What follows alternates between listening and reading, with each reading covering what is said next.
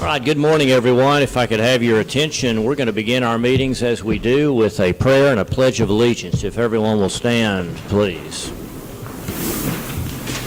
Dear Heavenly Father, we thank you for this new day. We thank you indeed for the cooler weather and some rain, and we thank you for this chance to gather and take care of county business with the help of elected officials and our staff, as well as those who have come today from the public representing different efforts and those who are here to observe. We just pray, Father, for your wisdom and direction to make best decision in each situation. Lord, we just praise you and we thank you for the way you've blessed our community and ask for your continued blessing. Protect our first responders, protect our servicemen and women wherever they may be. Lord, and just bless this county, this city, and our surrounding neighbors. We pray all of this in Christ's name. Amen. I pledge allegiance to the flag of the United States of America and to the republic for which it stands, one nation under God, indivisible, with liberty and justice for all.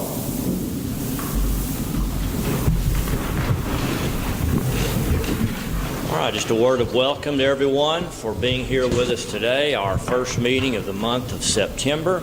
And we normally start here just after 9 o'clock today on the 10th of September with public comment time. If anybody has any comments or requests for information on non-agenda items in accordance with our Open Meetings Act, here is your opportunity. I've got one public participation form that has been completed, but we'll address that as we move into item number 4. Anyone else? All right, very good. We'll move to item number 2, where we consider and possibly approve minutes from our August 27th meeting, 2 weeks ago, our second meeting of the month of August. Make that motion. Motion is made by Commissioner Applewhite to approve this set of minutes. Second. And a second comes from Commissioner Parker. All in favor of approval of this set of minutes, say aye. Aye. Anyone opposed? Item number 3 is our regular report from our road engineer, Mr. Roger Ledbetter. Roger and Philip, welcome this morning. And if you'll come to the podium and let us know what you're working on.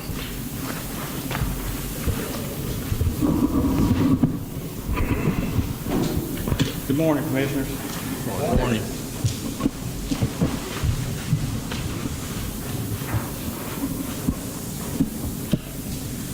All right, I'll go through the roads that we're working on currently. Give you an update on County Road 3225, which is Camp Langston Road. We have finished the first seal coat. We still need to do some hot mix level up at the north end where this roadway intersects with County Road 3240. When we complete the intersection work, we'll be ready to place the final seal. So we hope we can do that, have it completed in the next 2 weeks. The next road we're still working on is County Road 2470. We finished the first seal last Thursday, and we plan on placing the final seal within the next 2 weeks. County Road 1468. This is one of Al's roads. County Road 1468 is about 1.5 miles long. Since we had fairly good weather and County Road 1468 is the next project on our priority list, we decided to start work on it. Not all of 1468 needed to be reworked with the BOMAG, so we were able to finish our BOMAG work last Friday. We are currently doing our final blading on the sections we reworked with the BOMAG, and hopefully we'll have them primed this week. We get good weather this week, and the first seal coat place the following week. County Road 1670. We had a section of road on County Road 1670 that had several base failures and was getting very rough. Al was calling me a lot about these sections. We've got a section that's probably 1/4 mile long, maybe a little bit longer. We started working on this section last Thursday. This section is approximately, like I said, about 1/4 mile. We started using the BOMAG on this section last Friday and hope to have this section primed and sealed in the next 2 weeks. Y'all have any questions about anything that's going on?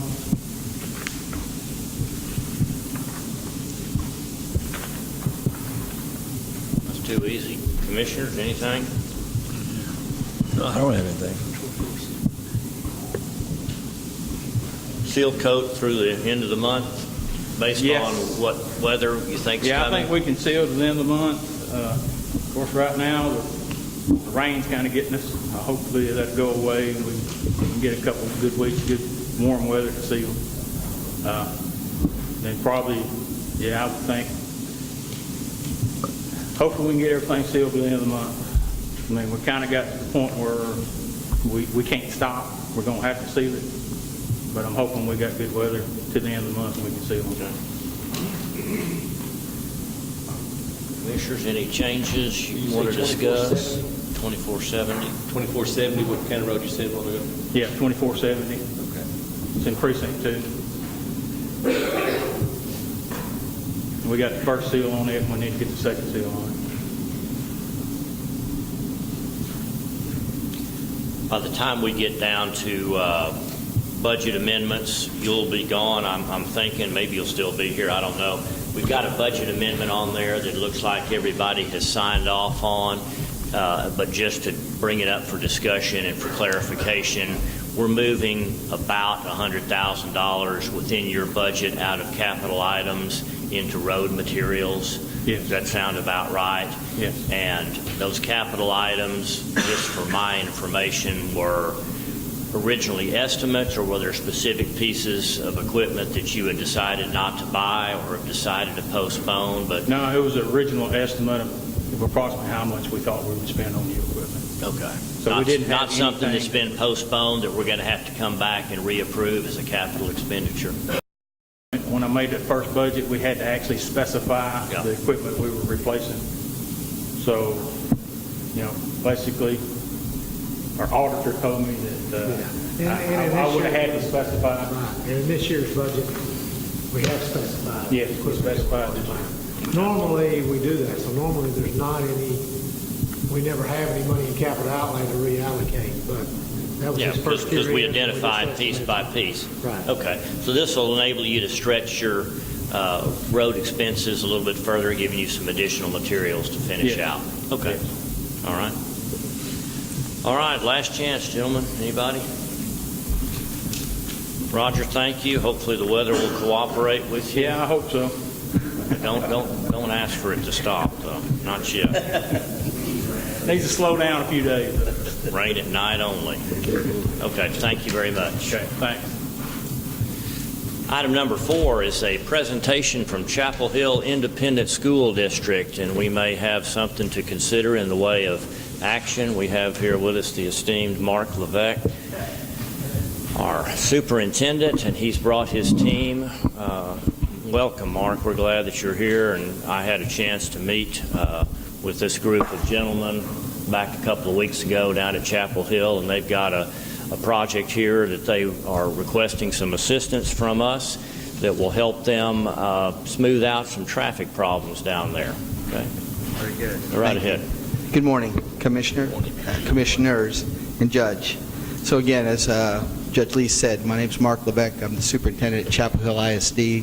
I'm in my 19th year as superintendent there. So been in this community a long time, and really think a lot of it. Chapel Hill is requesting, I guess I am on behalf of the board in Chapel Hill ISD, a couple of things, as Judge said, a partnership with y'all, fiscal responsibility, and most importantly, safety. We've got we're thinking, again, as we continue to do our best with Chapel Hill, and I have a few people with me here today.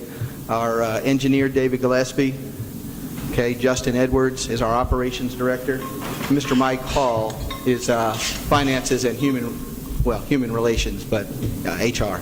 So in front of you, we've given you a letter, and I think that letter clearly, as it's written to you, Judge Lee, but commissioners, kind of explains what our ask is, and my understanding is we can't ask for these millings directly. It has to go through you and then a letter to TxDOT. So we think this is just a great win-win. I know there may be particulars in this that you guys, as you delve into this, and we'll answer any questions. But again, the overall ask today is, you try to do more with less, be responsible, This project, we know, was done on another level in Avenger ISD. Is that correct, David? So again, we're thinking to ourselves, you know, why not? Let's do as much as we can, save our taxpayers' dollars, and just be diligent. So that's what the ask is, and I think we've provided you with the ask. The second letter is what we would think that you would send to what, TxDOT? Probably so. Okay. Just to give an overview for the folks that are here that don't know anything about what we're talking about here, not only are you asking for, you use the word millings. Right. Just to interpret that word, we're talking about some material that TxDOT sometimes makes available to counties that is part of their road projects. And this is, I won't call it waste because it's certainly not waste. It's very valuable to us. And there are some stockpiles of that material that we know about, and you can't go directly to TxDOT. So in effect, you're coming to us and saying, hey, could you help us maybe, you know, get a hold of some of that material so that we can use it to build a new road down there at Chapel Hill? Therein lies the partnership. Therein lies the ask. Relocation of our bus barn to get that down there. Also to put a road through the middle kind of Chapel Hill so the buses aren't in all of that traffic. So it is a huge safety ask. Yes, sir. Correct. And tell us what you deal with down there without this road right now. Describe, for those of us that don't travel down to Chapel Hill anymore, what's continuing well, I think to most escalate? of the folks in here, they do understand. I mean, most schools, I can't say all schools, there's a lot of traffic around schools. But this would certainly allow us to get those buses out of that whole mix and flow. And it's enough getting our parents, and again, Chapel Hill is just one entity. All the three schools are on one site. And again, we could stand in the way of having, Mr. Parker, as you well know, a lot more space and room for the flow in the front, in the back. But again, this is a huge help as far as that and protecting children as such. And right now, not that safety and security never was number one, but again, this is timely for us. It'd be great to have this happen. And you're going to move a bus barn, which is a significant facility, from one portion of the campus back to another portion of the campus. Yes, sir. There again, to try to eliminate some of this, what's the word that I'm looking for? Some of the congestion that occurs out there on, Correct. on the Chapel Hill Road. Correct. You're giving the presentation better than I can, Judge. Thank you. Well, I just, you know, you and I know what we're talking about, but I've got to make sure these folks know what we're talking about as well. And what exactly, other than, not that we can grant all of your requests, but other than helping you get a hold of some of these millings, what else can the county do for you if you Sure. What's your dream list? Yeah, in let other me words? defer here a little bit. Gentlemen, I mean, I know we want an interlocal agreement, correct? Mike? David? David, why don't you go first? This is our engineer. Could I get you on the microphone? It's not that we can't hear you, but we got folks that watch this exciting TV show at home, and they may want to see and understand what's going on. All right. But yes, sir, the interlocal agreement would be the appropriate way if we were asking for more participation than just the letter. If it's possible and the county could work it in, we would love to participate in maybe some of the haulings of the milling. That would save a significant amount of money, and then we could put that back into the old bus yard, which is now being renovated into more of the agricultural. And that was one of the things about having to move the bus barn in the first place, is because to grow Chapel Hill's welding, which is a mandate, I guess, from the state, we had to use what they had. So, but that was one of the things we're asking for, besides just maybe just the milling, maybe also participate in the hauling. Yeah. But this is kind of a double benefit. It enables you to expand your, what I'll call your trades education, and that was really the driving force behind moving the bus Without barn. a doubt, career technology education in Northeast Texas. I mean, I can get fired for a lot of things. People listening at home, right? Okay, do not mess up when it comes to agricultural leadership in Northeast Texas. I mean, we have 3.5 ag teachers right now. It is, and it's for every kid. It's not just if you show an animal or not. There's so much that can be done in agriculture. And again, this is another step to expand that program, and we're so proud of that. So yes, sir, I mean, when we think about career technology education and the impact that can have on every kid at Chapel Hill, this is a no-brainer for us, and we want to keep that strength, or that A. You know, we talk about the A's at Chapel Hill. There's agriculture, academics, accountability, athletics, arts, but the A in agriculture, we want to keep it as strong as possible.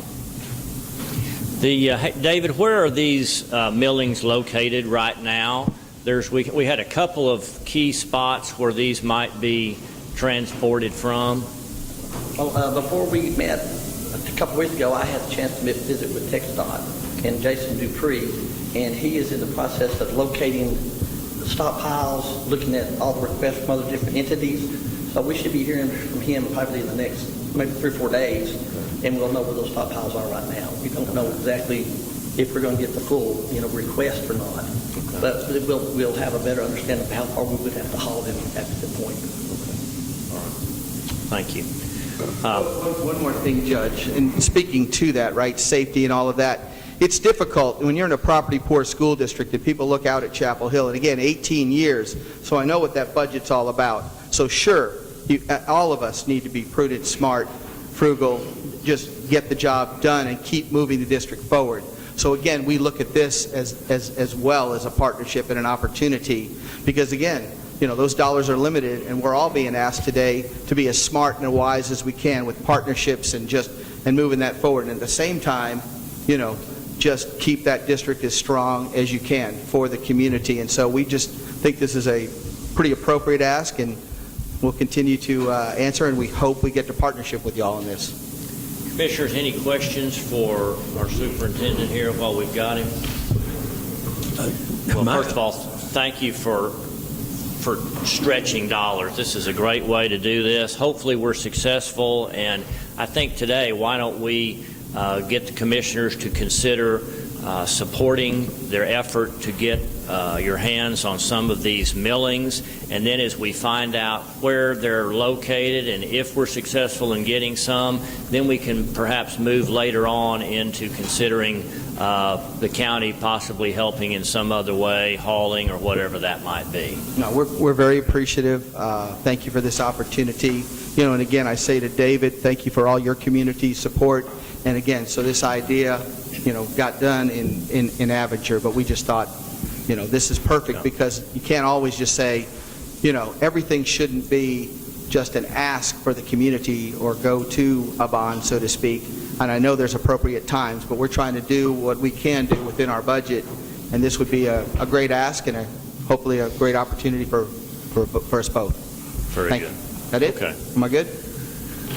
Commissioner? I was going to say, this is not uncommon at all for the county to aid and assist the school district. Yes, sir. As you've done at Chapel Hill in the past. Yes. Thank you. And the city of Mount Pleasant, we've aided and assisted them, Winfield. Yes, sir. So this is not uncommon. And what he's talking about is called RAP, R-A-P. You do have to fill a form. And I'm in the process of filling one out now for the Roger Dam. We did it last year, got 8,000 cubic yards. Do you have any idea? Yes, we do. David, he's asking about cubic yards. 1,800. But it is in the letter, and phase 1 was 1,800 yards. Phase 2 for the interior road would be another 1,800 yards.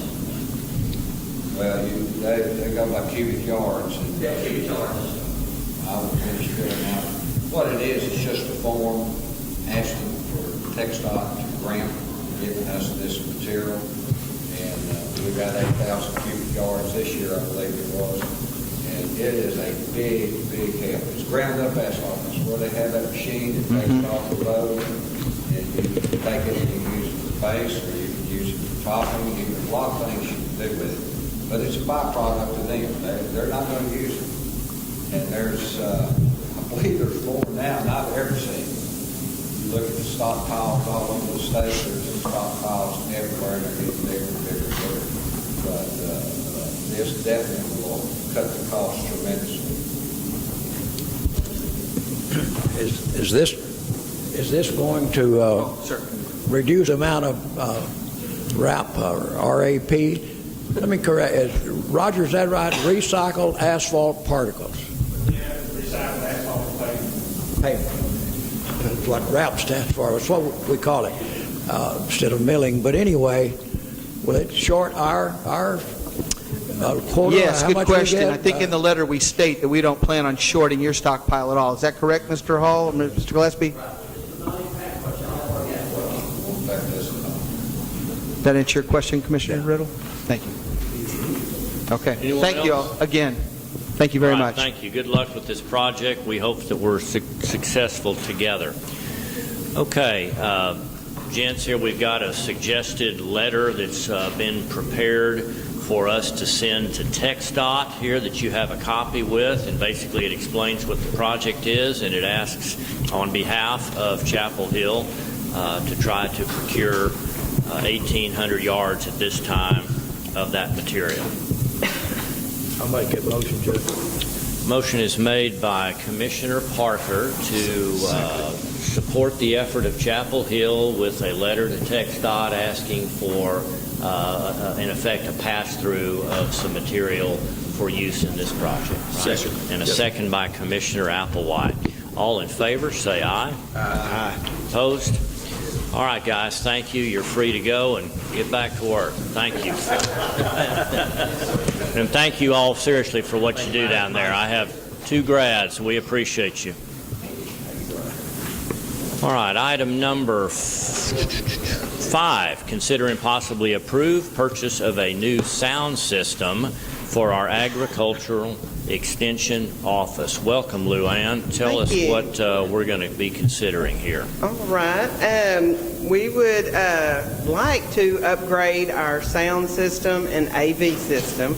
We have right now a standalone podium, which is not adequate for that size room, and our attendance in various programs has increased along with our elder population. So it's hard to hear in the back part of the room. So that we're looking at, and I brought Roger Farr along with me because he's more of the knowledgeable expert on the equipment and all. So he has provided a summary for us, and I'm going to give each one of y'all one. And right now, you're telling us you've got basically a speaker there that's a part of your podium, and so any amplification is provided by the amplifier and the speaker built into that podium, as a lot Correct. of small rooms use. And then our projector, which we do use a lot, is on a roll cart. We would like to attach it to the ceiling, and so it would be secure, and then along with we have gotten the projector and the laptop from A&M, which would go with the system. It is really the speaker and amplifier, and this is the part I need Roger to explain. Yeah. Roger, thanks for coming and helping Luann out here. Do you have a screen there right now? What do you project on? We do have a screen, but we don't use it. We have painted the wall a lighter color and project it on the wall. Okay. So that'll stay the same? Right. The screen, other than just painting it another coat of paint, is fine. Okay. So, but Roger Parr is one of our extension volunteers, and again, more of an expertise he has more knowledge on this than I do. So I'd like to turn it over to him on this part. Yeah, thanks, Roger.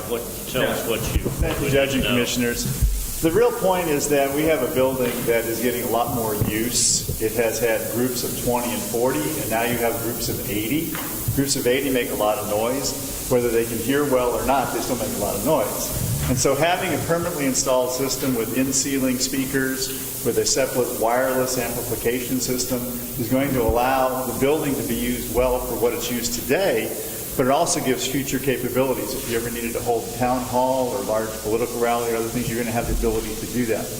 If we approve an additional $500, we would be able to put speakers on the outside of the building. An example would be the Master Gardeners are going to sponsor for local school districts about 300 children coming to a Hallow Green Festival, which then gives them information on planting and growing and agriculture, but it's all outdoors. And now if we had amplification outdoors, we'd be able to do that and speak to them and meet those needs as well.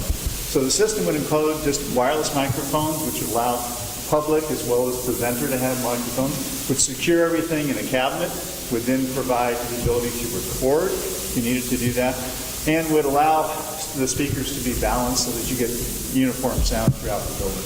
And it would only go in the main part and then into the kitchen part. So 3 of us know a little bit about this, and we put some work into it. H.B. Nash, who has installed the newly installed sound system at Mount Olive Baptist Church that was constructed. Keith Kreidler and myself provide the hands-on labor to put in. I've done a couple of home AV systems and done that, so this is very similar to that.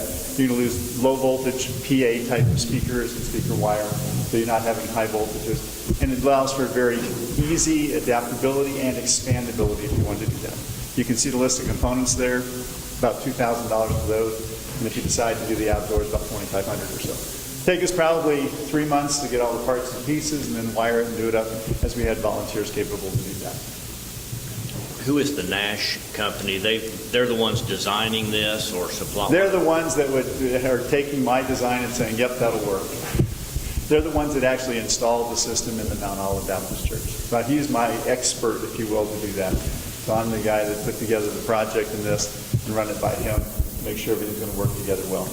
And there's sound folks, Yes, I they are. guess. Yeah, yes, they are. Where are they out of? They're out of Sulphur Springs. Okay. All right, 4 wireless mics. Yep.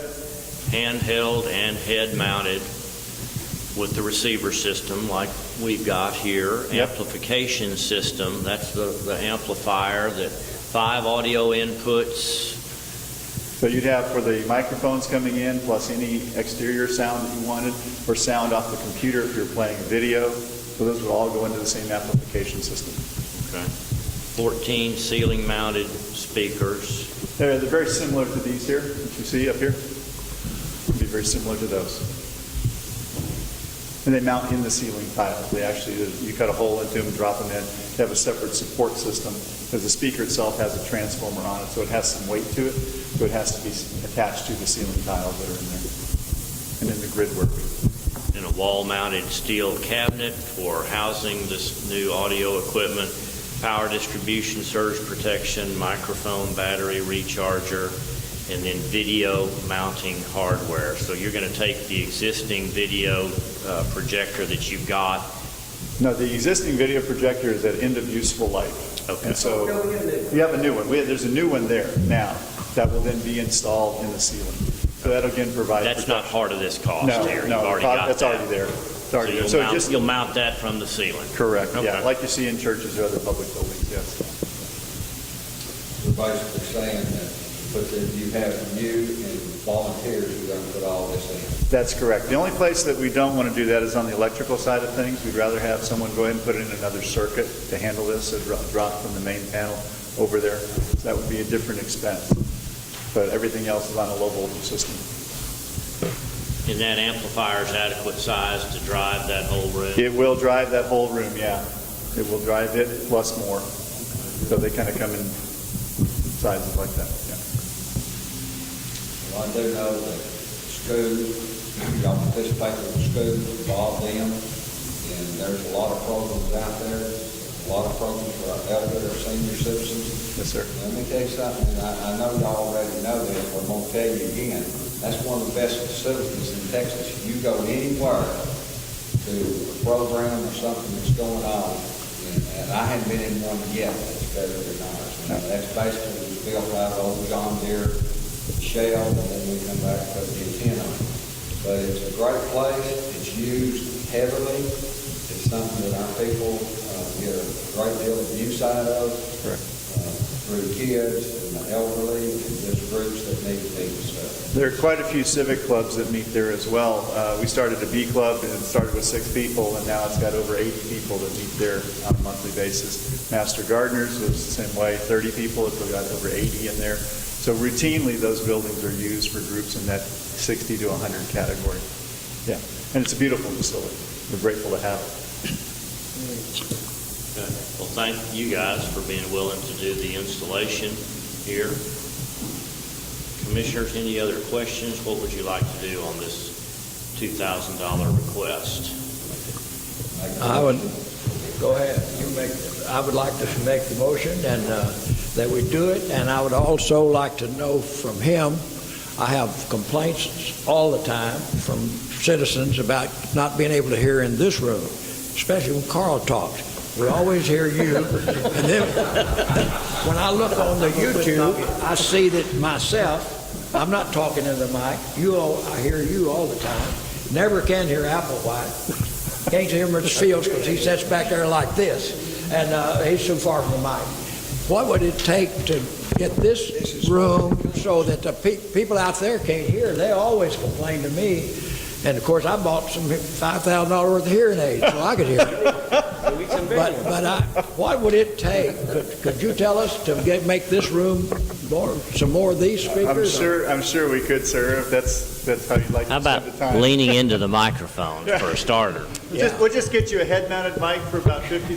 That'll talk to that one, and you'll be good to go, sir. I look at that YouTube. I'm the worst offender, besides Mike and Carl. Well, this is as far as mine. They cut my cord short, and it can't come forward anymore. I hope there wasn't a reason they did that, sir.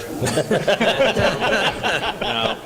Well, he brings up a very good point, and this thing becomes pointless if people can't hear. But you've got to be close to this microphone. And, Sir, that's exactly why we do the wireless and they're head-mounted. So if your presenters have if you want to stop me from talking personally, just tie my hands together. So if you want to have others that have a speaker that way, it's easier for them to speak and reach. Same way, if you have individuals in the audience, you can hand them a mic and get it to them.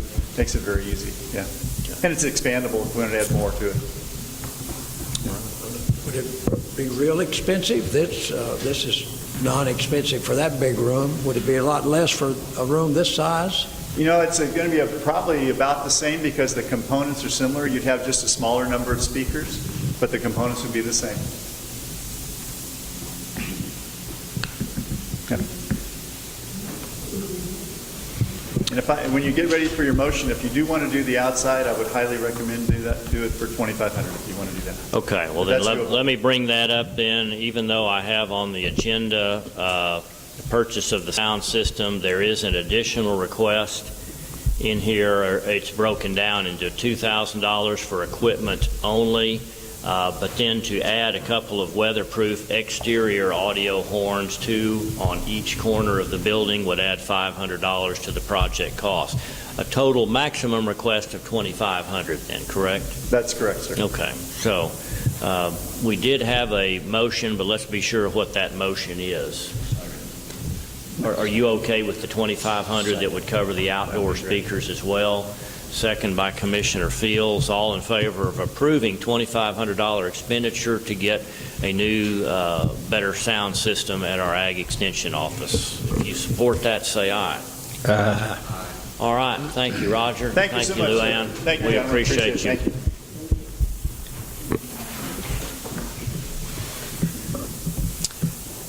All right, item number 6 and 7, we've got a couple of construction projects here, and the first involves something we've discussed previously, and that is getting some better safety and security for the county clerk's office. So I've got, I did not even see you out there. Where were you hiding? I just came in a little while ago, Okay. Gosh, I thought you were sneaky. All right, Paul Lindsay is here, and Paul helps us regularly with making security suggestions here. So, Paul, I'll turn this over to you. And Well, I thank the commissioners and the court for the opportunity to come up here and speak to you just a second. I've mentioned this once before, but I've talked to Joan and Commissioner Riddle, Commissioner Fields, about the possibility of trying to secure the work areas for the county clerk's office. And what I envision that to be is a system sort of similar to what we have there at the county attorney's office, where you've got a high window, narrow entrance for people to hand stuff back and forth to you, and the ability to secure that work area where you actually buzz people in and out when they get ready to come in. I think initially, I'm pretty sure that program down there cost around $6,000, the one we're in right now, but that was for 2 entry doors and for the raised windows for it. That's worked real well for us, and I think it would work real well for the clerk's office. I've asked about maybe getting some bids for that because I don't have a bid for it. I haven't really tried to go out on my own and try to get that done. I know Mr. Riddle has worked on that a little bit, and I know Mr. Fields has worked on it. So I'm hoping that we can get that on the agenda and get that done, or at least get it started. We've had a couple of incidents up there. People get mad because the girls are just trying to get them to follow the rules and throw stuff at them and things like that. We haven't had any serious incidents, but we'd like to get something up there before we do have one. And it only makes sense that you would secure that area if you could, and hopefully we can get a bid on it and find out. I know we had a gentleman, Commissioner Fields, I know we had a gentleman that looked at some of the stuff. Did he give you a bid on that, or he? Al was working with him across the street on some projects and stuff. Right. And I asked had anybody talked to him. He said Al had talked to him. He just hadn't got over here. Okay. Good. Also, there's Zachary and him, and I'd like to try to get somebody else to get 3 quotes or something like that. You can do that, and also we'll talk about the steps in a minute. That's right. The main one. But right now, how much money do we, Carl, have in the fund? Security fund, there's $57,000 in there. Okay. Did we obligate some of that to? I know I got a project with Dennis, and he's working on to get the cameras up from the outside. Yeah, that's what's in there. If we've obligated ourselves to some, it's not paid out in the end. It's not paid out yet. Yes. I don't know how much that is. It's about $13,000, I think. Okay. And I could be wrong about that. I'd have to get back with Dennis on it. He's working on that. That project, the one for Cheryl's office, he's hopefully going to try to get that thing. He's got all the parts for it. He's going to try to get that in and installed, and that's around $2,000, maybe $2,500. And he's going to try to get that installed this week. The project outside, putting those cameras, those 8 cameras up, that's a big project, and Dennis is trying to get it done. I can tell you, I talked to him about it this morning to kind of get an update on it. So hopefully that's going to happen within the next month or so. There's also another project called the SureTech deal where we've got the distress buttons. I talked to the lady that handles the scheduling of that update that we're going to get on that, and she says that they were behind because of year-end close of business for a lot of different government agencies, and she's going to try to do that for me right after the 1st of October. That comes out of the security fund. It's my understanding that fund will roll over, so even though that may be obligated, that fund will still be there and be available. Right. Yeah, but that's probably as low as I've seen it. It's true. We spent some of the money. Yeah. Have we already done the outside of the cameras? No. They're working on them. Is that 13,000 you're talking about? Okay. Yes, sir. But anyway, that's the other. That's the issues. I'm sure that we can come up with some kind of a bid. We'd be a little better able to determine whether we got the money to do that or not. But anyway, that's does something. Does this involve any electronics work, or is this all glass work? No, it's going to involve some electronics, Judge, because you're going to have those buzzers to buzz those people in. In from where to where? If you're going to, the way I envision it, I'd probably have to sit down and talk to Ms. Jones about that some more, but at least secure that work area where the people are at, where your employees are, so that you'd have a door there that allows them to buzz people in and out of there. You'd have 2 or 3 buzzers underneath where the work area station. is. Right here, or the door to get behind? No, that's a public area, and I would let them come on in there. I'm talking about their work area. Now, there's another public area that goes back into the back towards Jones' office back there. Now, I don't know that you'd want to restrict that. You may want to put a buzzer up there. I don't think that's what Jones had in mind. I see her shaking her head, and I'm pretty sure she didn't. My thought on it was to try to secure the work areas the same that we have downstairs. You have a public area that people come into, and we want them back there in one of our offices. We have to buzz them in. Well, it's so seldom, though, that somebody comes back there behind your work area. Do we really need to have electronic access for that? Well, with that door, that it's just right.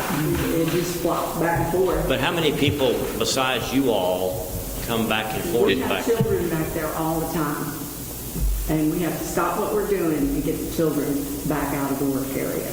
But if you had a regular, I'm not, but if I'm you had a not, regular door instead of the swinging door, they wouldn't be, wouldn't necessarily have to have a that's what I'm button. saying. It could be, you're right about A that. regular It could be door similar to with, exactly what with the yours lock has. like Geraldine has. Yeah, We're, could be. You're right about that. You're right about that, Judge. I mean, if we can eliminate some electronics and focus it on the, the construction of some, glass and a new door there, would that be the kind of project we're talking about? Yes, and the glass. Do you see any electronic needs in this project at all?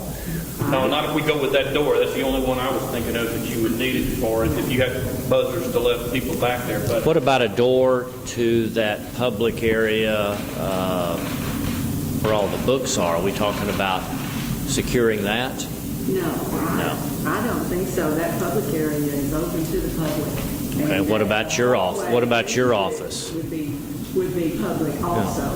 The only thing that I would like to have is like a full door so that we can close that so that we don't have children back there. There are books, there's electronics, there's all sorts of things back there. And we have to get them out of that area constantly because they just go, either they go under the door or they push the door and the door it'll lock them down. I mean, No, I understand that, but the door going into the public records room would remain open. What about the door into your office? No. No. I have doors on the shut it. So if we take care of that one wall there with the door and some glass and countertops, Yeah, that would be wonderful. I agree with Joan. That'd be a giant step forward. And it wouldn't be that expensive since we don't have to do electronic. But so are we talking about one contractor as in a glass company? well, if you can install doors, maybe. I'm not sure, Judge. I mean, you just have to ask the contractor if he'd be willing, or could he do that? Yeah. Okay. All right. Do we have some glass that we took out of the building recently down at the Carl's office? I don't know where that and glass there's is. glass You in know that where place where I am that we might could relocate. Certainly let the contractor look at it, Yeah. see what you got. The door, there's a door that came out of there too. That is an electronic deal, though. Have you had any conversation with any contractors on this particular project? No. Have you? Yeah, the open, that's not good. It needs to be lower where somebody can't crawl through there. Right. No, it needs a full door, is what she's saying. Eliminate that swinging door and have a full solid door. I understand that, but I'm talking about He's talking about the glass openings. instead of having a cutting hole in there, it goes all the way up. It's on. Person can go through there. I think that needs to be cut down inside for a person to get over there, where the ladies on Well, it sounds to me like you need a contractor who will oversee that project. Yes, sir. Who can coordinate that?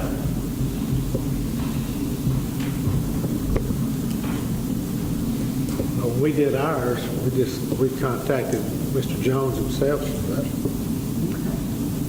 if y'all are okay with her doing it, she could contact him and then bring the price back to you. He dismantled all that, built, Yeah. forgot who did that. We got- Yeah, He did. he handled all of it. He did, too. He got Holland or something Yeah. else. Yeah. Who did your office? Richard Jones. Glass, who did your glass? Well, he got, I don't know who he got to do it. Yeah, but he handled all of that. Well, Richard Jones, I don't know what his status is. For a while there, he had some health problems and was been delayed.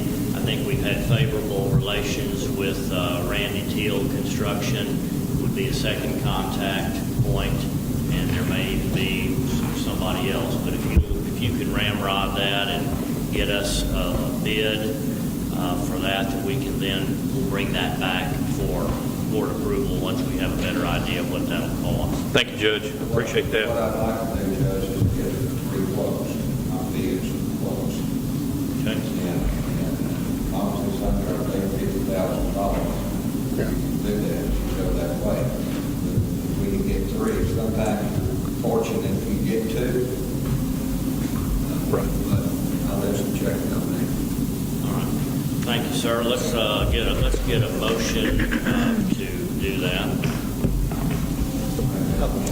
I'll second. Motion's made by Commissioner Fields and seconded by Commissioner Parker to obtain multiple quotes for the project to provide a door and a secure work area for the county clerk's staff on the west side of the current countertop.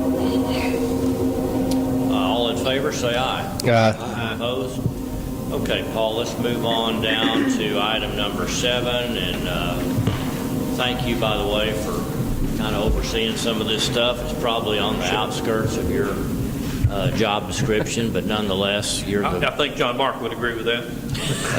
Consider and possibly approve repairing damage to the steps on the North Courthouse entrance. Clearly, those steps at the top are pitted enough now to where there's actually a little hole you can step in a couple of them. And that's going to get a lot worse as we get closer to winter, because that's what pops that stuff up, is frozen water on the steps and that sort of thing. See, my suggestion on that, it's not a security issue, but it is a safety issue. If some older person or somebody like myself trips on one of those things, goes down those stairs, they can hurt themselves pretty bad. And those holes are getting large enough now, we really need to do something about it. My suggestion is you close that entrance. You can't lock the entrance because it's a fire entrance or escape point. But you can put a yellow tape across there and tell them to go around the other way until we can get something done to get it fixed. It needs to be done because somebody's going to get hurt on it. And I mean, it's not like we don't know it's there. It's there. And so I just wanted to bring that to you guys' attention, see if we couldn't get some bids or quotes on it, and see about getting that fixed, because it does create a real hazard for people trying to come and go out of the north side of that building. It sure does. Don't see Carl get hurt.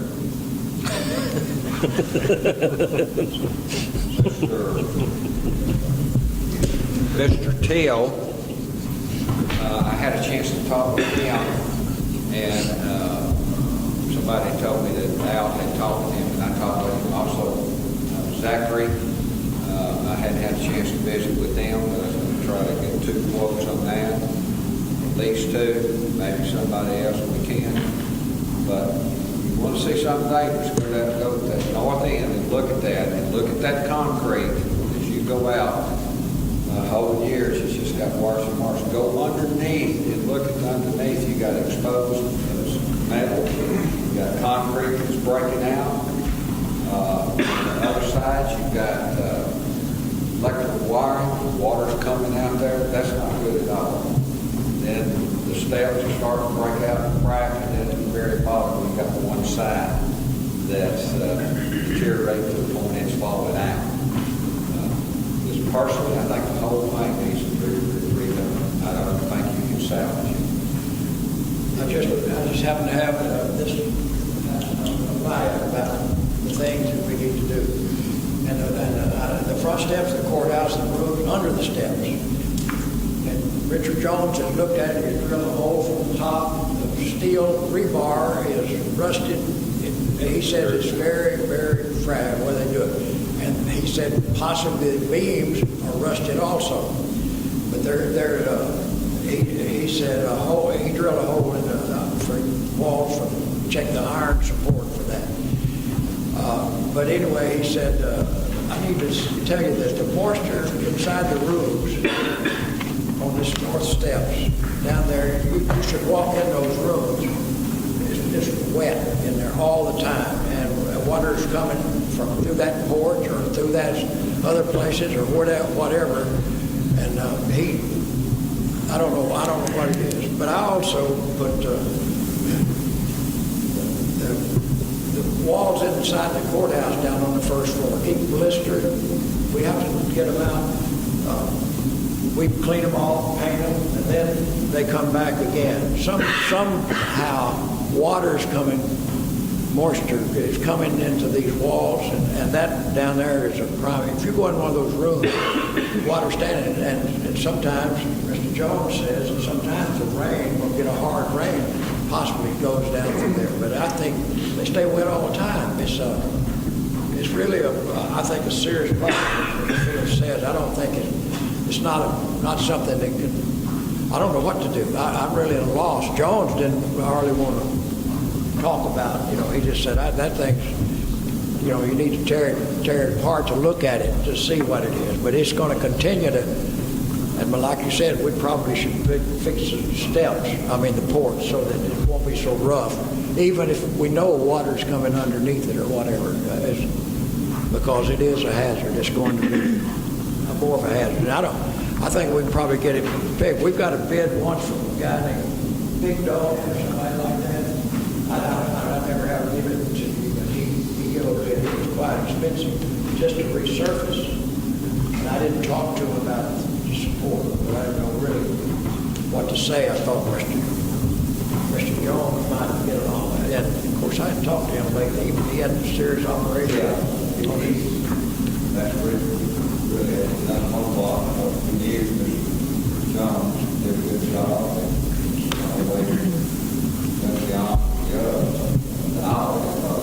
Sure, he has. But that needs something to be done. And Mr. Teal, he told me he was the concrete man, and he sent that concrete man out all around to go. Let him tell us both. You know that I need to bring this up. It's probably not on the agenda, but when we talked about the black rock that's falling off the front of the annex, he gave us a bid, and I would recommend that we use it or quote. But he didn't get the backside. I probably think, and I asked him to put that on and revise the end going east. None of that rock's falling off, but I think it would look bad. I don't know whether we should or not. I asked him for that, but I think he'll get back and tell us about it. He said he was in a concrete man, and he does. All of you will get together and go out there. I thought they had 2 years ago, it was a lot worse than it was bad. Well, your good contractors are busy. This is going to require somebody pursuing a contractor and staying on top of this and not just continually waiting and waiting and waiting. We've got to stay on top of it. They're busy right now. They've got people pulling at them from all directions. So I think the names you've mentioned are good. Let's just see if we can't get them to get out here and actually get us a game plan. Mike, you might get with Alan Parr. Okay. And Alan would be a good one to look at it, because he does his concrete work. Just had to sit down and talk about it. Different people that do this stuff. All right, let's get an approval on that second item there related to the steps. Make a Well, motion. my only suggestion, Judge, as I leave here, is if you're not going to get it fixed pretty quick, you ought to close it. Okay? I agree. I personally think we need to put the tape up there now. Because that thing All right, motion was made by Commissioner Applewhite, I believe, to, what do you want to say? To get some quotes and some opinions from a professional contractor on how to repair the damage to the steps and get prices for us to approve. All right, that's the motion. I'll second. Second by Commissioner Parker. All in favor, say aye. Aye. Opposed? Paul, thank you very much. Thank you all. Appreciate it. Thank you, Bob. Thank you, Bob. Item number 8, is Chrissy here? No. Consider and possibly approve judges and alternate judges. Do we need Chrissy for that? Did she give you anything? Okay. Had we already approved those? Okay. Emily, do you know anything about the status of approving judges? About what? Approving judges for the general election? Okay.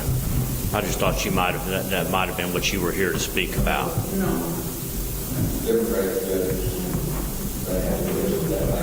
Right. Right. And I thought that Sue had said that they had provided that to Chrissy. But anyway, Chrissy is not here, so I don't know that I can make any, maybe she's going to check with Chrissy. Let's come back to that one in just a second. Let's bump down to item number 9, consider and possibly approve third-party drug testing plan. Okay. Will you give Chrissy a call and see if she's got yet Republican list? I thought that Sue said she had. Item number 9 is consider and possibly approve third-party drug testing. We've discussed this a couple of times. What are we ready to do here today? Commissioner Parker? Judge, I think that we need to approve this third-party drug testing company. It'll take any of the extensive work off of anybody that we've got right now. There'll still be a little bit that someone, whoever we designate as the DER to do, but it's not near as much as trying to do the whole thing. They take care of all paperwork and all of that, and I think we need to approve this. What's the company name? DACTS. And that was going to range somewhere between $1,000 and $2,500 a year. I think that was the figures that I had. I didn't bring mine. It was 700. I think. 600. Yeah, 7 to 25. I think is what it was. It depends on they will assist us too with our initial testing, because we're going to have to go through and test everybody. They can come to the site and do that rather than us having to send each individual to a site, and then the random will go with either Prefers or the home health or home health express out here. Okay. So do you have a motion you want to propose? Yes, sir. I make a motion that we approve DACTS as our third-party drug testing. Do we need to couple that with the approval of a policy, or can we do that at a later time? Well, right now we have got Diana Cecil with TAC has got our policy and is going to look it over. She said she was busy this week with some workshop, but said she would try to get on it next week. So I think we should be able to maybe come back. before we begin our first drug testing procedures, yes, we'll have that in effect. Yes, sir. Your motion would be to in effect before. Your motion would be to identify DACTS as this provider that would help us with our random selections and evaluations. Yes, sir. Okay. Motion's made by Commissioner Parker and then seconded by Commissioner Fields. All in favor of approving DACTS as a third-party drug testing company for us, say aye. Aye. Opposed? I oppose. All right, motion passes. Item number 10, consider and possibly approve a resolution for 2018 tax office exemptions. Let me see what she's got. I don't know what that means.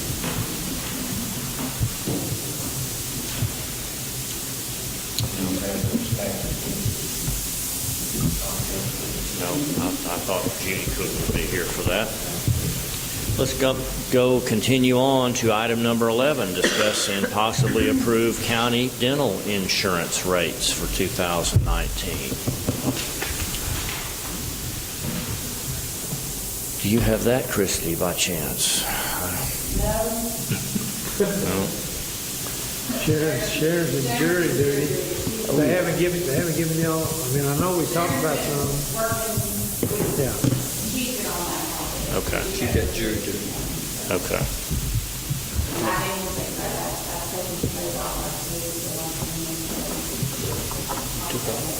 Okay.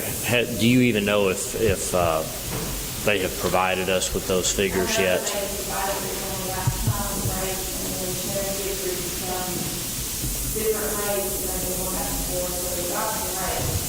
It's Can we approve those at our next meeting then? There's nothing urgent to do this today.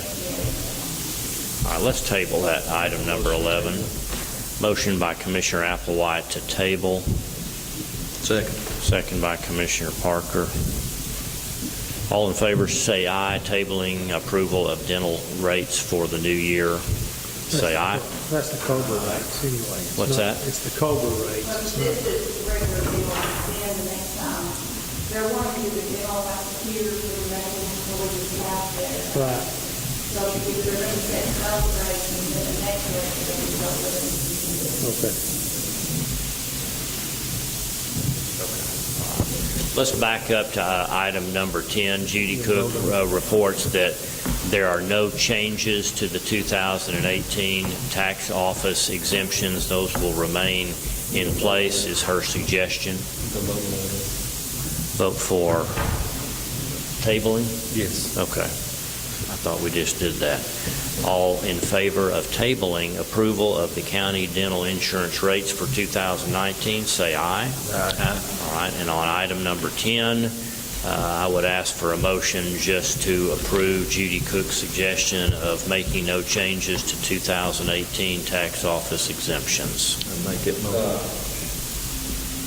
I'm just going to say that the exemptions, you're talking about the 1%, 3%, No, your handicap. no, that's discount. The exemptions are you're over 65. Let me just, since you brought it up, let me just run down them here. Early payment, the discounts you're referring to there, discount of 3% paid in October, 2 in November, 1 in December, as opposed to waiting until January. A 20% exemption on homestead values, but not less than $5,000. Folks over 65 years of age, the amount of property tax due has been, permits the an exemption of an additional amount on homesteads, an additional $15,000 for those over 65. Then also for persons under age 65 or over who are 100% disabled, according to Social Security records, are granted an additional exemption of $10,000 on their homestead. But I guess that switches over, once they turn 65, that switches over to the $15,000. This would just be somebody who is disabled and is not yet turned 65.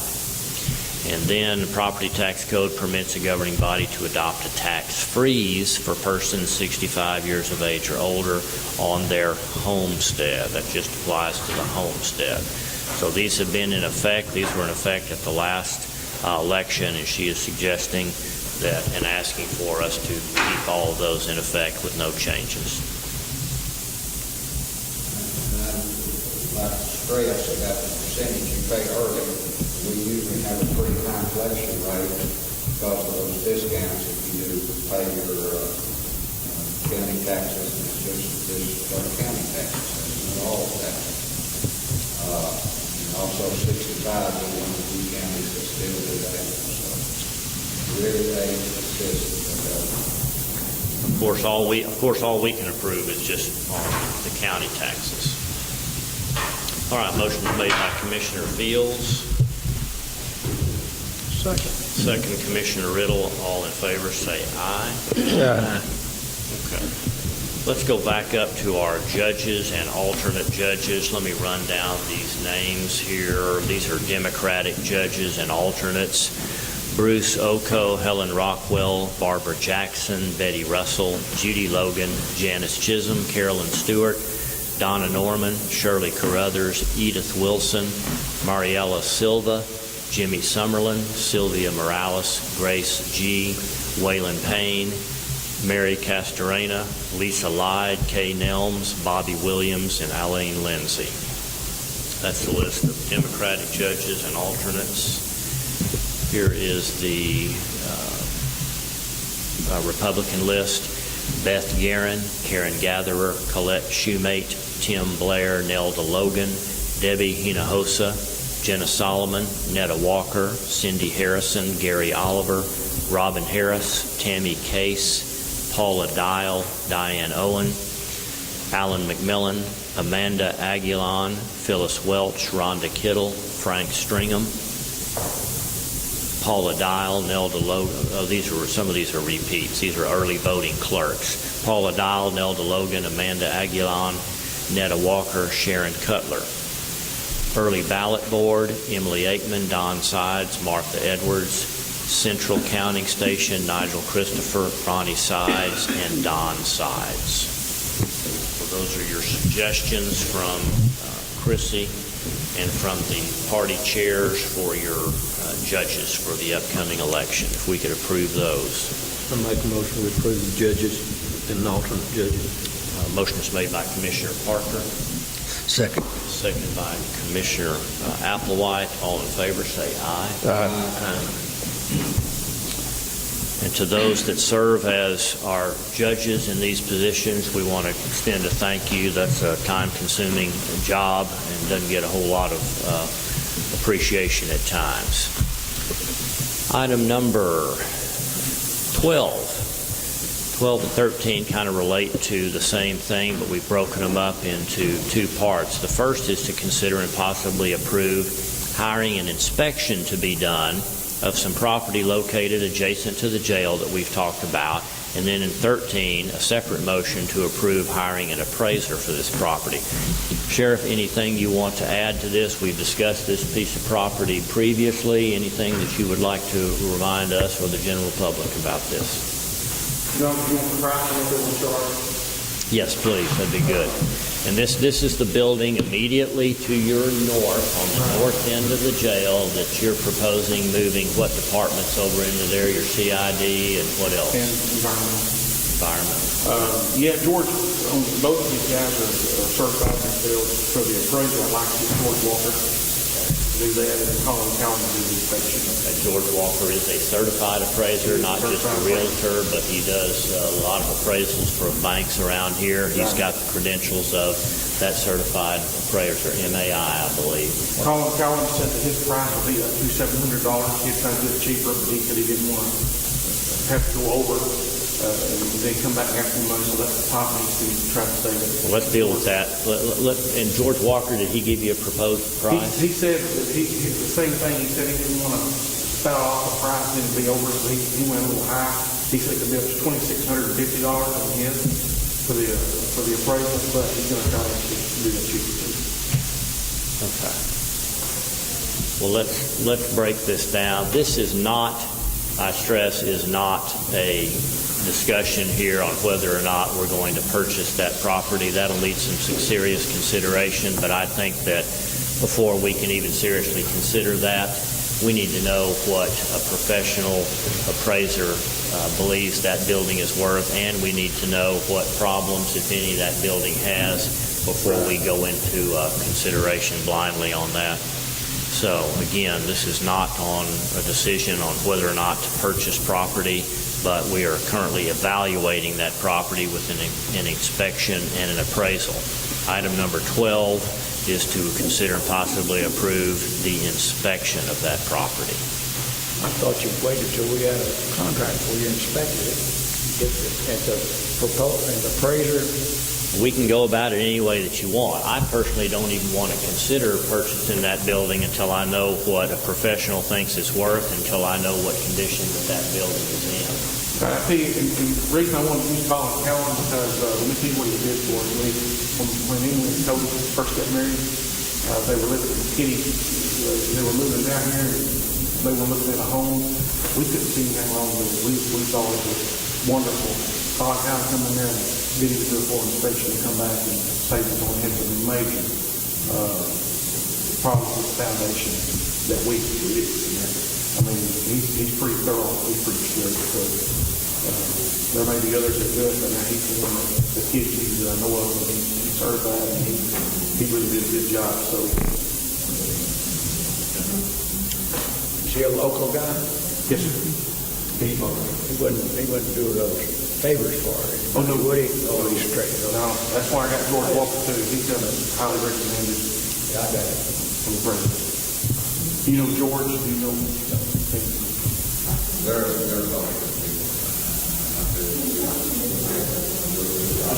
Mr. Walker's out. George Walker for the appraisal and Colin Cowan for the inspection. The only thing I might suggest, Judge, is before you spend $2,600, you might have Calvin look first. He may find enough problems that you don't even want to bother with appraisal. Good point. I agree.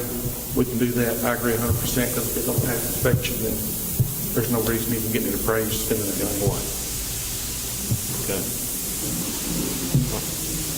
All right, if you are in favor of having an inspection done on this property, then I would need a motion. Motion's made by Commissioner Fields to have an inspection of this property done. Second. Second by Commissioner Applewhite. All in favor, say aye. Aye. And then item 13, again, would be to have this building appraised. And I would ask you to add to that that would be approved after. I'll just table it. Just table it. All in favor, say aye on the inspection. Thank you. Okay. Commissioner Riddle, were you against that? Yes. Yes, okay. That's just so you get your vote proper. I did have an opposed on the inspection of that property from Commissioner Riddle. And then the appraisal of the property after we receive the inspection report. Motion by Commissioner Fields. Second. Second by Commissioner Applewhite. All in favor of approving the hiring of an appraiser for this same property after results of the inspection are provided, say aye. Aye. Aye. Opposed? All right, thank you. Now, was there anything else I needed to jump back to? We're going to table the approval of the dental insurance rates. We've got our tax exemptions. We've got our judges. So that brings us down to item 14 is approve oral and written reports. Judge, the only thing I might say on number 10, it's probably okay, but in the future you need to say exemptions and discounts, because they are two different things. Okay. I mean, just for future, next year when it comes up, I would put exemptions and discounts. Exemptions and discounts, okay. I guess I'm getting like Mr. Riddle. I can't hear you with that. Well, on number 10, it just said approve the exemptions. It should say approve the exemptions and the discounts, because they're different things. Okay. Do I need to go back and amend that? No, I mean, y'all approved it all. Somebody... Good point. Same as last year. Right, same as last year. Okay, are you ready for oral and written reports then?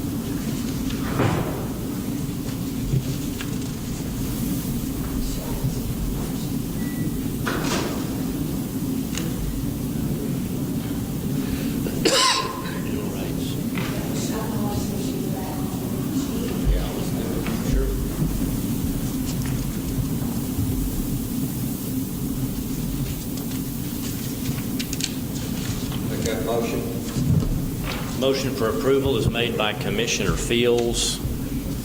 Second. Second by Commissioner Parker. All in favor, say aye. Aye. And then our treasurer's report is item 15.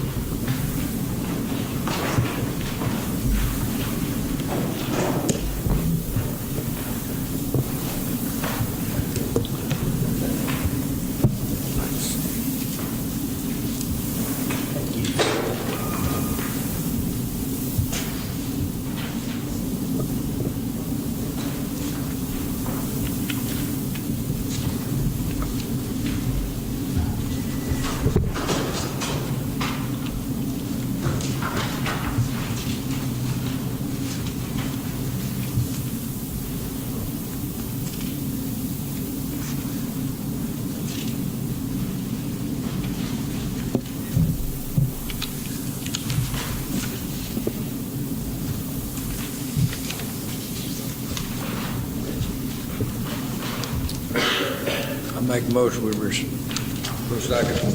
Motion by Commissioner Riddle, second by Commissioner Fields for approval of our treasurer's report. All in favor, say aye.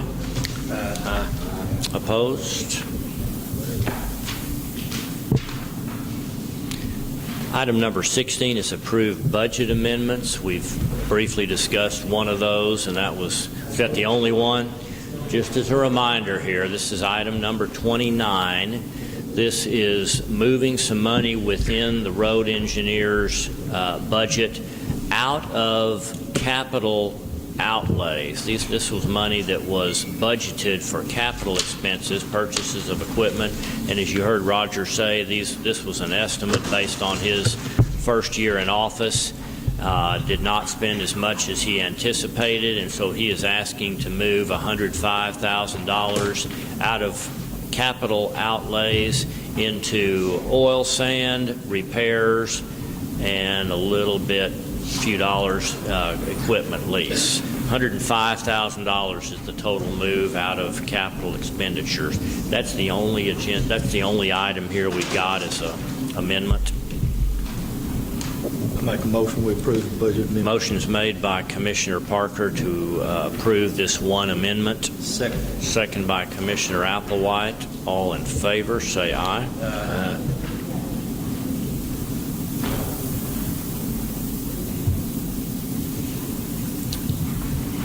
Okay, that's Cheryl's.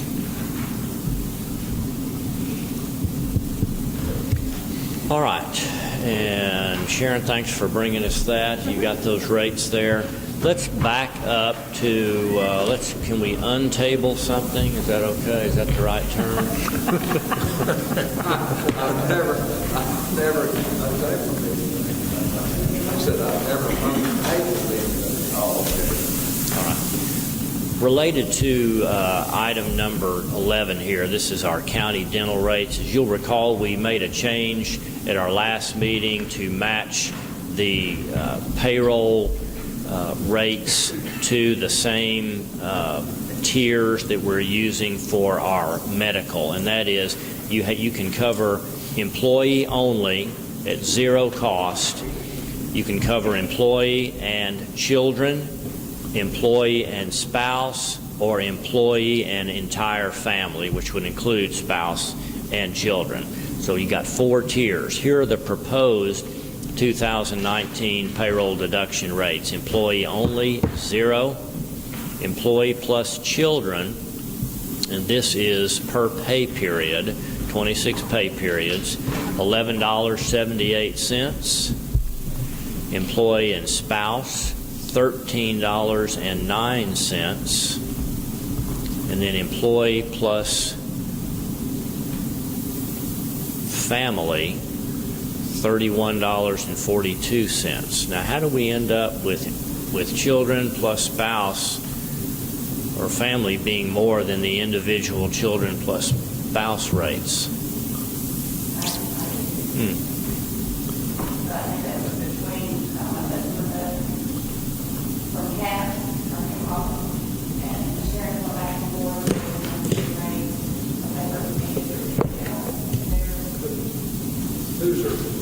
Who proposed these rates? Council.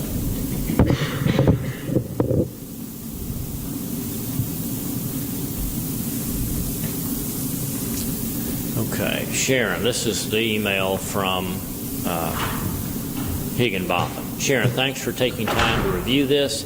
I will make sure UMR has the correct wording on their plan amendment for the no coverage for out-of-network outpatient.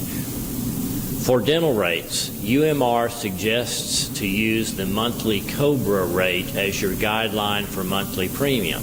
If we used these rates and Titus County were to pay the employee-only portion, the breakdown for employee payroll rates would be as follows. So this appears to be an error to me, so we may still be tabling this. I don't know how you can have employee plus family being more than the employee plus children, and the employee plus spouse would be several dollars less than that. Maybe there's a good explanation there, but let's wait and approve these. Okay. All right. Let's come back to that in just a minute. Item 17 is to sign pay orders and approve payments of our bills. Make a motion to pay our bills. Motion's made by Commissioner Parker to pay bills, and it's seconded by Commissioner Applewhite. All in favor, say aye. Aye. Item number 18, closing comments, if any. I'll start on left end. Commissioner Parker, anything? Commissioner Applewhite.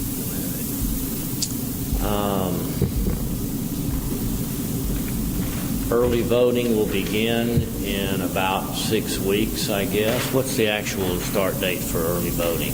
You happen to know that? October 22nd? October 22nd. So that looms. I don't think I have anything else. I know Christy and Sharon have put a lot of time in working with UMR here of late and Higginbotham, getting our rates finalized here and wording and making changes to our plan. So thank you all for doing that. Commissioner Fields, do you have any comments? Okay. And then Commissioner Riddle? Yes. I would like to discuss the jail space that was discussed last week. Okay. I understand, if I understand everything correctly, how it works, you told them to put it in the budget. So I guess that the only thing that a commissioner can do when the budget's presented, you can vote for it or disapprove. So if it's put into the budget already. But anyway, there's some facts that I'd like to share with you, with everybody. The county jail was built with a capacity of 182 prisoners. A report for August of 2018 from the jail standard report that the previous 45 days we have averaged 99 prisoners per day. This includes prisoners that we are taking for other entities, such as other cities or federal and so forth, and including our out-of-state prisoners. We have been averaging around 100 prisoners per day for the last several years.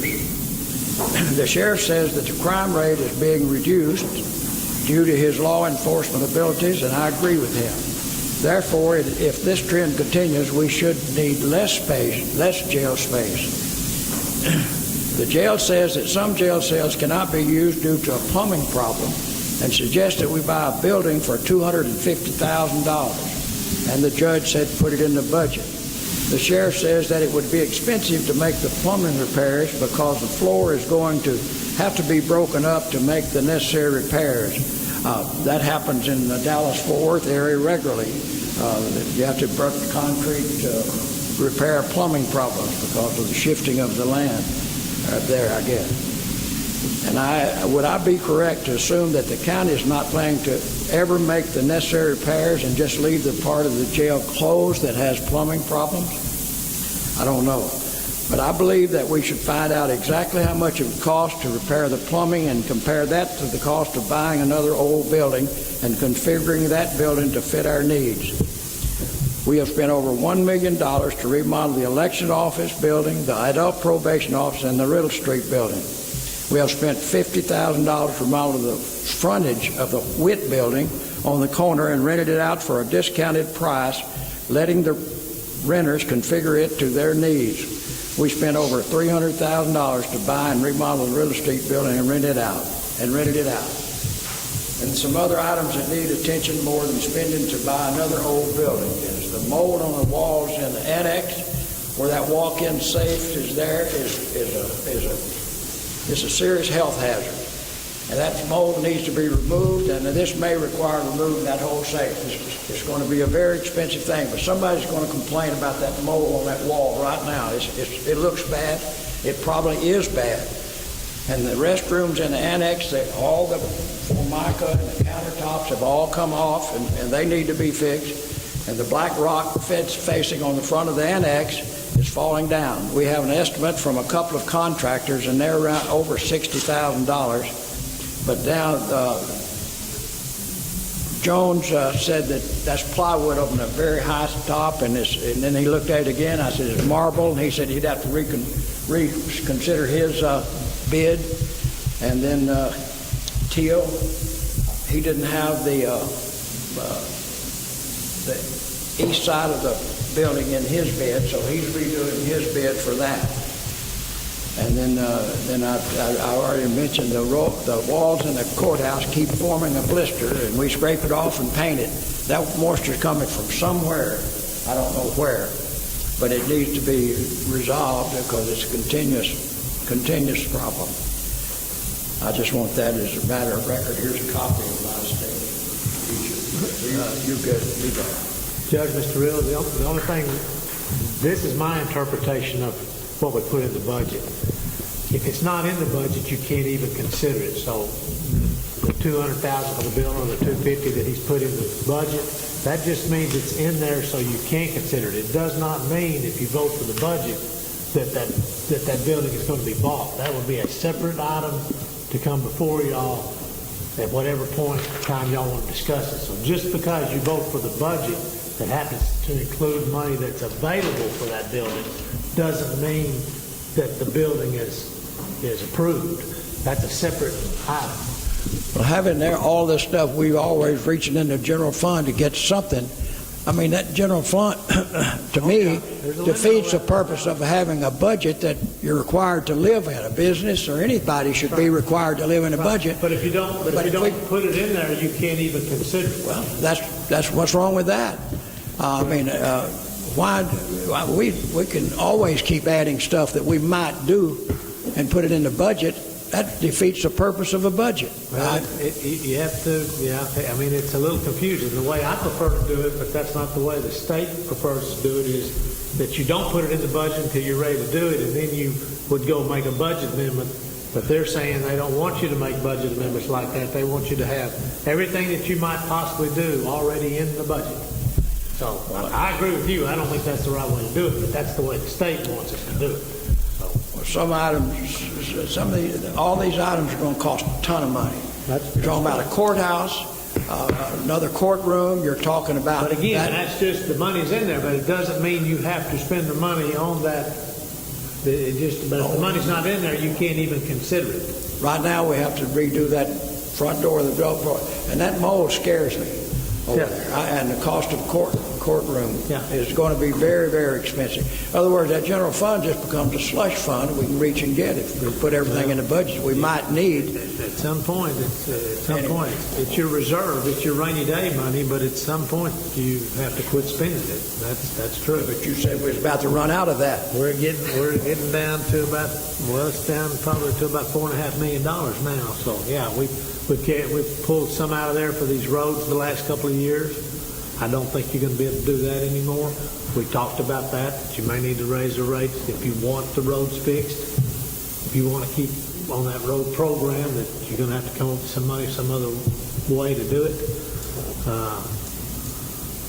There's a limit on what you can do with that fund balance. You don't need to let it get too low because it is your savings account, basically. Okay. We did have to submit that budget by August 31, and so that is exactly right. That does not mean that project has been approved. I think there may be some misunderstanding here between jail and additional office space. Sheriff, could you clear that up for us? And, the fact that we have available cells in the jail has nothing to do with the purpose of this building. Is that correct? The plumbing that Commissioner Riddle's speaking of has nothing to do with why I'm asking for the building. The jail, how many people we got in the jail has nothing to do with why. It's simply a matter of personnel I've got now front. The jail has nothing to do with it. The point is, you've got all that space in the jail cells. Maybe we could make some of that. And I brought out the fact we have other storage places behind the WIT building and all of that stuff. We're renting those out. Why not there's a lot of storage spaces. And then you say we don't use those cells. It indicates they're not there, but that doesn't mean that we can take those cells out or use those cells for storage or put the CID or the FBI or whoever you want to put over there. Legally, we couldn't put them back there. But now, as far as the plumbing, if we get enough inmates in now, I mean, we will fix the plumbing. But if our numbers are low as far as the jail, I don't see any reason to spend $10,000 on that. If we wouldn't have to. $10,000 opposed and using that space for office opposed to a $250,000 building is a lot of difference. I'd rather spend the $10,000 and we can maneuver around the jail space. Well, but I can't use that for offices back there in the jail, though. You couldn't. Jail standards wouldn't let us do that. I think there's misunderstanding on the plumbing issue. Can you kind of clarify that? The plumbing issue would be to put plumbing back in the offices where it's been previously dismantled. Is that part of it? Well, that's one thing. No, but no, I was just speaking of the age of the jail on that old part. That's what I was talking about the plumbing. It's, I mean, we can fix it if we have to one day, and we might, because when I first got here, we were getting pretty close, and actually was over the limit what jail standards wants us to hold. If it ever got back to that, yeah, we'd have to fix it. But this building is to provide additional office space for non-jail personnel. It has nothing to do with additional cells. It has nothing to do with providing space for jailers. It has to do with investigation staff, et cetera, and other personnel that work within the sheriff's office, not within the jail. And I mean, we could use that federal money I get in to pay for that building. This year alone, our county's already up. We brought in over $20,000 just this past month on federal inmates. So, well, however you earmark it to pay for it, it's still coming out of the total resources that we have available. Now, we're talking about a potential $250,000 expenditure for a building that, you know, that's for us to decide whether or not that is something that's important to do. But there's some preliminary decision-making that has to go on first, and that is, what's the value of that building? What's the condition of that building? Right. You know, something that we had not talked about, we have a building over here on Riddle Street that could be sold. Right now, it's doing nothing other than generating rental revenue for the county, and we held on to that building just in case there were ever a future need for that building. I'm going to suggest that you all consider selling that if you were to consider purchasing this building next to the jail. Would it be possible, you're keeping some federal prisoners, but I mean, our prisoner revenue is down for the last several years. This jail is that by choice, or are they not available for you to? No, they're just not available, and I'm hoping that, because the county's actually starting to come back up again, and I'm hoping that's a good sign that we're going to be getting them. They're for a while, for a couple of years, they were actually, I found out, didn't have any agents in this area that was actually working and get people put in, and now they're starting to fill those spots with those agents. Well, I know that's more work, but I mean, we average 100 inmates. We have 182 cells. You could look at one source of revenue would be if you could find another state, another city. One time we made a lot of money and helped pay for that jail with out-of-state inmates. I don't know if that's even a possible source, but it would be a source where that's more work on your people.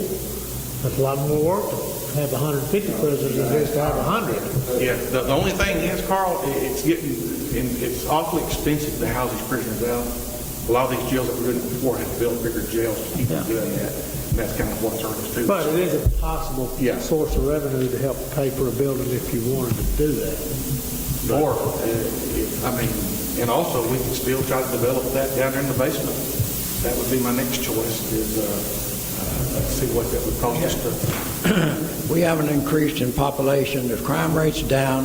I think that before we have another growing spurt like we did, we could consider that. But to buy a building, to commit to buy a building, and that building especially, it's going to have to be reconfigured. It'll cost money like everything else. It'll always be another more, whatever the contractor starts on, it'll want more to make a change. So I think it's foolish. I don't think it's necessary. We've got the WIT building. We've got rented out. We've got the Cadell building with those machines. You can put all the storage. You could make a room this big of storage almost for storage if you need more storage building. So I don't understand why we want to waste the money. I think it'd be a waste of money, be unnecessary. But there's a like and there's a need. This is a like, not a need. Well, I mean, with all due respect, Mr. Riddle, I'm certainly not trying to get you mad at me.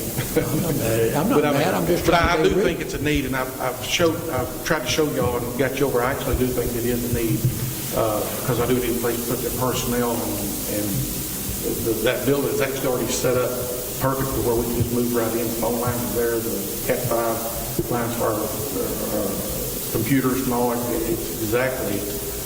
But there again, I mean, I think we need to get it inspected and make sure that it's, I mean, because it's right next door, it's right there where we golf, we're still together, and it would actually be perfect for what we need to use it for, but there again, that's dependent on if it passes inspection, because I promise you, if there's something wrong with it, Colin Cowell's going to find it. He's pretty good.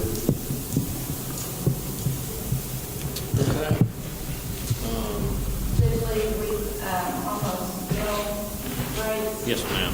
That was just because we really need to get this approved today if we possibly can. That was just a suggestion from UNR. You guys can make the rates whatever you want them to be. This was just, if you don't like the rate of 42 names or any of these, then y'all can come up with what rates you want to charge. That's not in stone, because y'all vote on that. So if you could, we really need this approved today so we can move on with our program. Okay. Well, Sharon, it doesn't make sense to me. Why can't I just say, well, you tell you what, I want to cover my children and I want to add on my spouse. I just don't want to. I don't want to cover my family. I just want to cover my kids and my spouse. So I want $24.87 taken out instead of $31. We're not allowed to do that on our medical. We have to get more than 4 offices. Okay. But you don't remember having a discussion as to why employee family ends up being more than either the children and the spouse? Just in that email where I wrote that, or Jessica emailed me. Yeah, it's just based on COBRA rates. Yeah, she didn't. Is this COBRA or is this? It should be. That's regular. It's just them, right? That's just a regular bill. No, what has happened is we've had the tiers, we've had all these years, and for all these years, General has only had 3 or whatever it is. So UMR gets confused because they want to have the same tiers equal to the medical as dental to match the medical. So we're trying to come up with a different structure for the tiers on the dental to match the medical. Right. You're This is something gonna. we've never had before for dental, and we're trying to read that and put that in. Why can't we leave it just like it is? Because you voted last time. We have a one more tier now. We have employee plus children, employee plus spouse, and employee with full family. And you didn't coverage. have that on dental, so you got to redo it. So we realigned 3 to now have 4 tiers, and now we need to allocate what those rates are Right. for each of those 4 tiers. And you'll have these rates, and then 2 weeks from now, she'll bring you the COBRA rates. Because you can't get it with COBRA until these rates are on.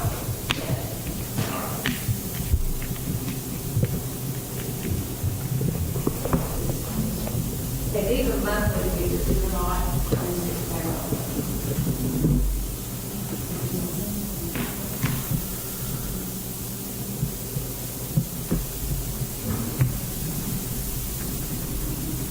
Got 0 employees, employees and children, 1178, employees and spouse, 1309, employee and family. I agree with the judge. Let's make them 20, make it 25 or something. Well, they're not allowed to do both, is what she says. They've got to pick only one, so they can't pick employee, spouse, and employee, but they're not allowed to pick 2. If this is UMR's suggestion, I'm okay with it. I don't necessarily understand it, but I understand the rationale behind it. So if they really need to have this approved, so I'm going to ask that you go ahead and approve these. If we later find out something that would cause us to want to come back and reprice those, we can, but let's go ahead and approve them today so that Christy and Sharon can move on. We need to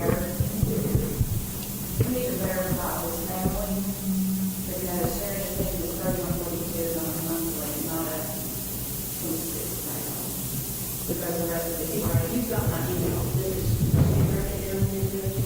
Why would she do one differently than the other?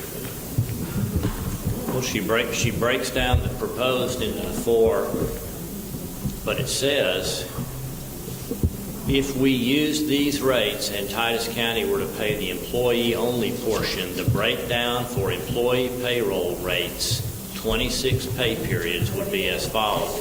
Now, I don't know if that means that's times 26, or we're just going to take the monthly rates and divide them into 26. So that's going to be each, so 31.42 each paycheck.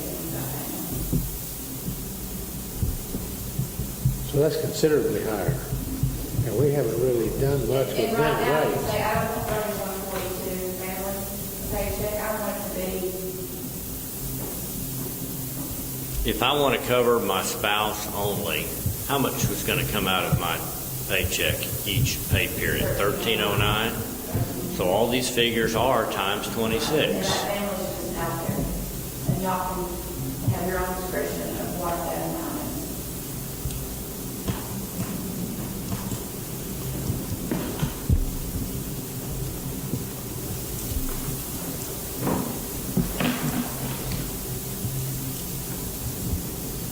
So it looks like what they did is they went back and what our original rates, our old rates, they doubled on some of them.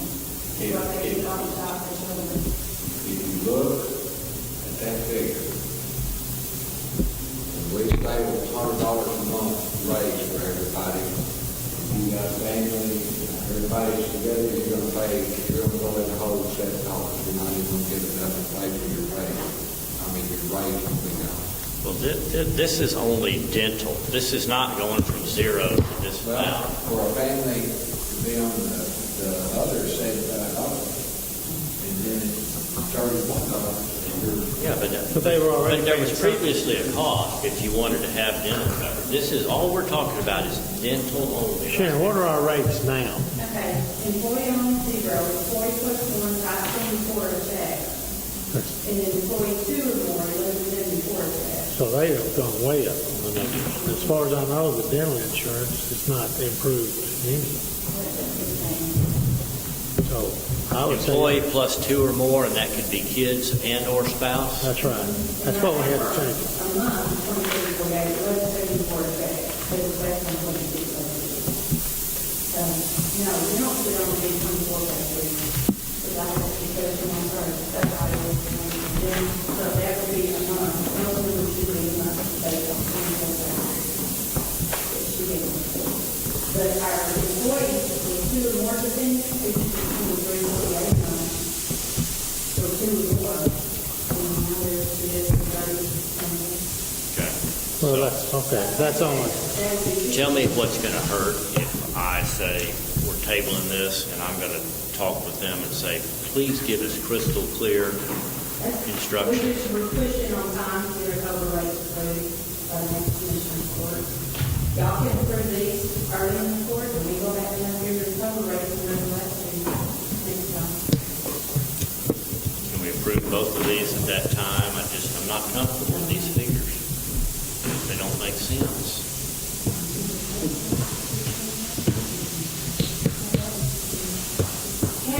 While we're pushing us to approve these September, we have to have the cover. Can we pick this item up tomorrow? Well, the thing is, we have to have the cover rate by January 1, and they're pushing us to get these approved. But to me, we have if we don't, we can have it backward, we can approve this, and then the next court approves the cover, because they don't have to have that until a lot later. So can we table this? I would table this one until the next court, approve it next court, and then the next court after that do the COBRA, and we will just tell them. Why couldn't you do both at the same one? Well, the thing is, if we don't know what the rates are, like she said, we have to go through and come back up. Now, she may have time to do that. I don't like doing that on one day, but everything's going on court day. But, if you put this as the first agenda item and you approve rates, then you'll have the rest of the court to go downstairs, get your cover rate, and then come back and you present them, and then you approve it at the end of the court. Very good. That's what we'll do. That's It is the second Or we'll continue till Tuesday morning at the next meeting to approve the COBRA rates. All right, so we've already tabled this, we're going to leave it alone.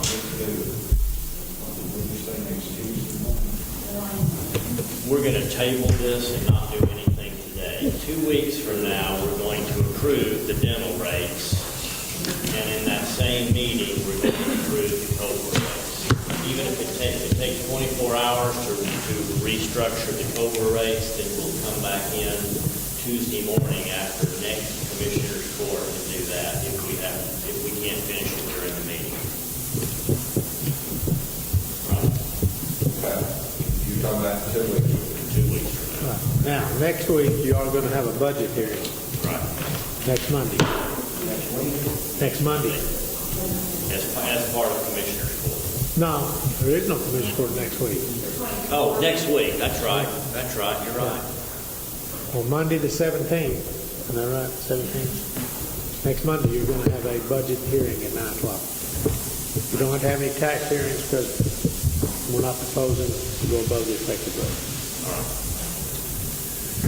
Okay, then we have completed our comments.